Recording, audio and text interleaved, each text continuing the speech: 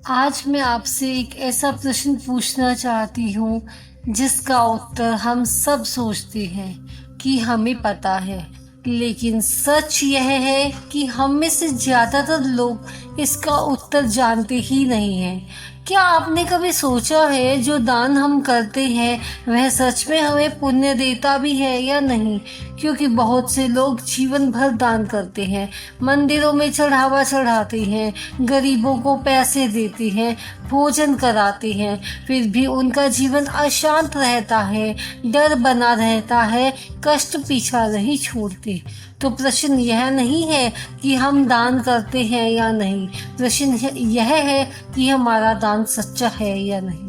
राम राम भक्तों, भक्ति बीट्स में आपका स्वागत है। भक्तों, आज का विषय है सच्चा दान कौन सा है।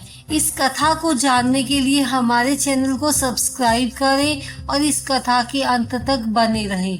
भक्तों, गरुड़ पुराण में एक बहुत गहरी बात कही गई है। वहाँ कहा गया है कि कुछ दान ऐसे होते हैं जो जीवन में फल भी नहीं देते और मृत्यु के बाद आत्मा के साथ भी नहीं जाते, और कुछ दान ऐसे होते हैं जो मनुष्य को यमलोक की पीड़ा से भी बचा देती है।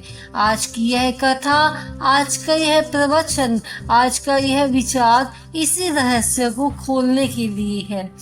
इसीलिए मैं आपसे विनम्र निवेदन करती हूँ, इस कथा को केवल सुनिए मत, इसे अपने भीतर उतरने दीजिए, क्योंकि हो सकता है आज के बाद आपका दान करने का तरीका बदल जाए और वही बदलाव आपके जीवन का सबसे बड़ा पुण्य बन जाए। अब मैं आपको गरुड़ पुराण की उस कथा की ओर ले चलती हूँ जहाँ स्वयं भगवान विष्णु गरुड़ को बताते हैं कि सच्चा दान कौन सा होता है और कौन सा दान मनुष्य को केवल भ्रम देता है। यह कथा किसी एक व्यक्ति की नहीं है, यह हम सब की कथा है।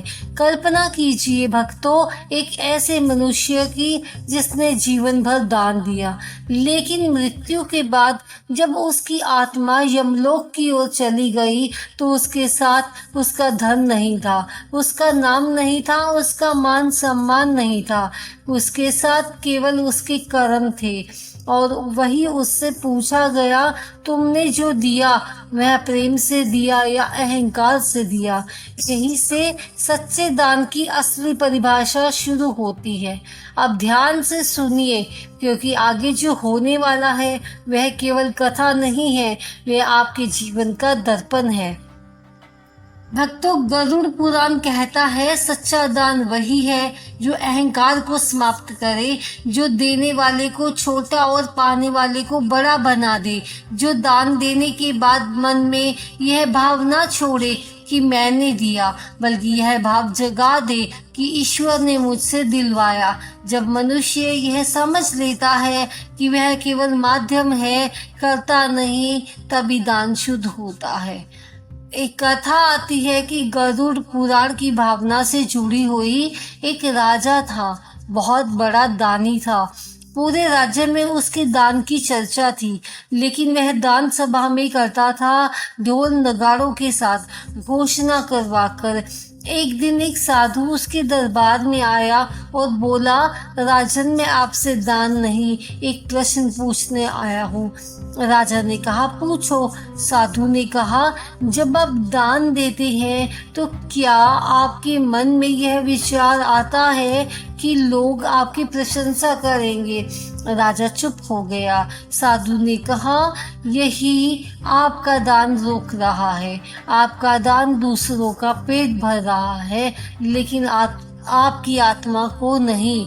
गरुड़ पुराण बताता है कि सच्चा दान 3 स्तरों पर होता है, शरीर, मन और आत्मा। केवल वस्तु देना शरीर का दान है, करुणा के साथ देना मन का दान है, और बिना किसी अपेक्षा के दान देना आत्मा का दान है। जो व्यक्ति आत्मा के स्तर पर दान करता है वही मृत्यु के बाद भय मुक्त रहता है। उसके लिए यमदूत भी कठोर नहीं होते। सच्चा दान वह है जो दुख को देखकर भीतर से निकल जाए, ना कि समय देखकर। गरुड़ पुराण कहता है, जो व्यक्ति सामने दुखी को दुखी देखकर यह सोचता है कि अभी नहीं बाद में देंगे, उसका हृदय धीरे धीरे कठोर हो जाता है। और कठोर हृदय वाला मनुष्य चाहे कितना भी दान करे, उसका फल सीमित ही रहता है। एक बहुत गहरी बात गरुड़ पुराण में कही गई है, दान से भी बड़ा एक दान है, और वह है अभय दान। किसी को भय से मुक्त करना, किसी को अपमान से बचाना, किसी कमजोर का पक्ष लेना, किसी भूखे को सम्मान के साथ भोजन कराना, किसी दुखी को चुपचाप सहारा देना, यह वह दान है जो यमलोक की यात्रा में आत्मा के आगे दीपक बनकर चलता है। गरुड़ पुराण यह भी कहता है कि गलत व्यक्ति को दिया गया दान सही व्यक्ति को दिए गए दान से कम फल देता है।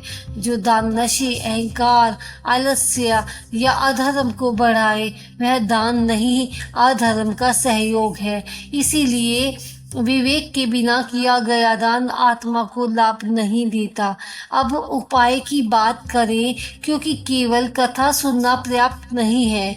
गरुड़ पुराण की भावना के अनुसार यदि आप अपने जीवन में सच्चे दान को स्थापित करना चाहते हैं, तो सबसे पहले अपने मन में यह अभ्यास शुरू करें कि किसी को देने के बाद उसे भूल जाएं। दान देकर उसका उल्लेख ना करें, मन ही मन भी नहीं। दूसरा यह उपाय है कि दान हमेशा मौन में करें। तीसरा उपाय यह है कि दान से पहले मन में ईश्वर को याद करें और कहें, हे प्रभु, मैं नहीं, आप दे रही हैं। यदि जीवन में कलेश, भय, बाधाएं या मानसिक अशांति बनी रहती है, तो गरुड़ पुराण की भावना के अनुसार अन्नदान सबसे प्रभावी माना गया है, लेकिन शर्त वही, श्रद्धा और विनम्रता की। अन्न के साथ अहंकार ना हो, वरना अन्न भी बोझ बन जाता है। अंत में यह समझ लेना बहुत आवश्यक है कि सच्चा दान केवल बाहर का कर्म नहीं, भीतर की अवस्था भी है। जब तक भीतर से मैं नहीं जाता, तब तक दान सच्चा नहीं बनता, और जब मैं चला जाता है, तब छोटा सा दिया गया दान भी जन्म जन्मांतर तक सहारा बनता है। भक्तों, आज यदि इस कथा को सुनते हुए अपने भीतर थोड़ा सा भी परिवर्तन महसूस करें, तो समझ लीजिए कि यही परिवर्तन इस वचन का सबसे बड़ा दान है।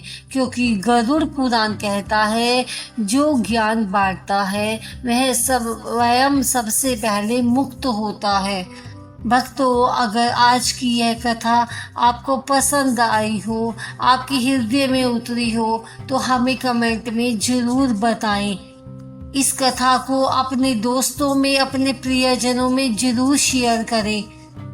मिलते हैं एक नई कथा के साथ, तब तक के लिए जय श्री कृष्णा, जय राधे राधे। धन्यवाद दोस्तों।